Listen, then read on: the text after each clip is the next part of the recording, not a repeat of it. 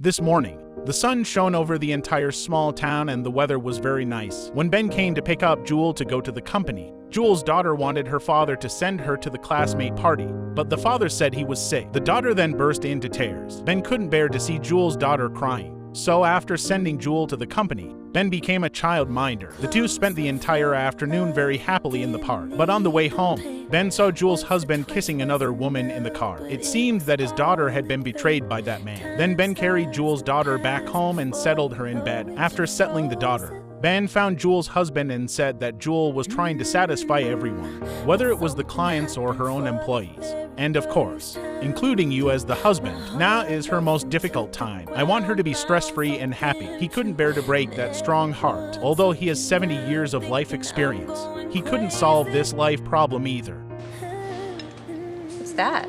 Blood pressure reading every day. Are you sure you're okay?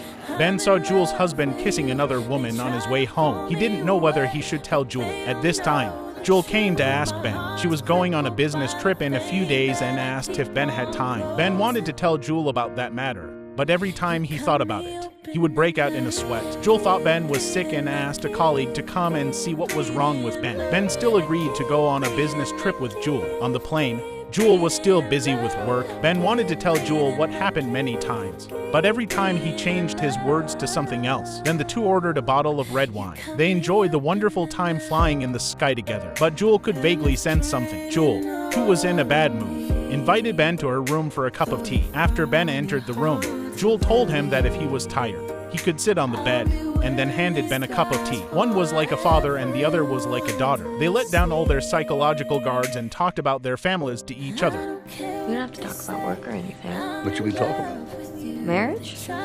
Ben and Jules were on a business trip together. On an ordinary night, both of them let down their guards in the hotel and opened up their hearts, talking about their families to each other. When Ben talked about his story, he had a look of happiness and pride. The lifelong love of the couple made Jules envious. In contrast, her own relationship was on the verge of collapse. Finally, unable to control her grievances, she actually knew that her husband was cheating half a month ago. She has been pretending to be strong all this time but doesn't know how to deal with it. She even criticized herself for being too busy with work and not taking care of her family. Maybe her husband still loves her. As long as he figures it out, life can continue steadily. Ben persuaded Jules like a father. You don't have to blame yourself. You haven't been sorry to your husband, and you don't have to punish yourself for others' mistakes. But Jules was still afraid that they would divorce. Men could remarry easily, but it was difficult for a woman like her to remarry. She was afraid of spending the rest of her life alone with no one to accompany her, and of being buried with strangers after her death. I don't want to be buried alone. You can be buried with me and Mommy. Have enough space, okay? Thank you so much. Ben and Jules had a long talk throughout the night. Ben comforted Jules like a father and then quietly accompanied her until she fell asleep. It was only after Jules had fallen asleep that Ben allowed himself to show vulnerability. He seemed to see his daughter weeping before him, and the heartache of seeing his child in such distress brought tears to his eyes as well. The next day, after Jules' interview was over, she became full of vitality. When she returned home, she shared the good news with her husband and happily stated that she could now take care of the family. She chose not to disclose the family's troubles, perhaps thinking it was better for everyone. She pinned her hopes on giving up her career, merely wishing for the family to return to its former happiness and completeness. However, she still felt confused and wasn't sure if her intentions could be sensed by her husband. So, Jules once again turned to Ben for advice on how to handle this situation. Ben didn't mention her family, but instead spoke about why he knew her career would succeed when he sent her to the warehouse for the first time. Jules came to Ben, wanting to seek advice on how to handle the contradiction between family and work. Ben said,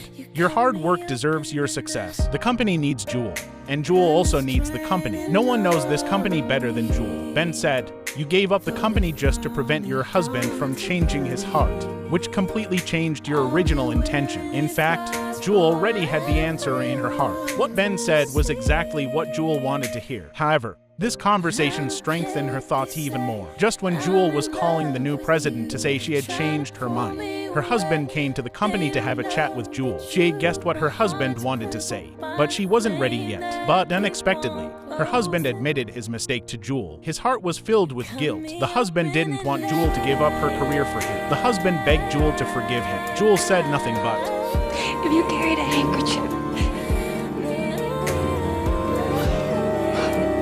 Jules' husband came to the company and confessed his true feelings to Jules. expressing his apology and urging Jewel to continue with her job and career. The cloud of gloom in Jewel's heart dissipated, and she rediscovered the balance between family and career. She couldn't wait to tell Ben, but found that he was no longer at his workstation. Then Jewel found him in the park. Ben said, "Don't say a word, just follow my movements and feel the tranquility." The meaning of Tai Chi lies in the balance between yin and yang, the alternation of movement and stillness. Learn to control and indulge, understand tension and relaxation, and make life more colorful. This movie tells us that people in urban life all need a piece of candy to find sweetness and answers in the whirlpool of life and work. When Jewel was confused, she met Ben and gained a spiritual father. Ben found the value of his existence in his twilight years. Sometimes, the reliance in life might merely be a handkerchief from a friend. Movies are an art form in themselves. Explaining movies is merely to bring you insights and joy. See you in the next movie.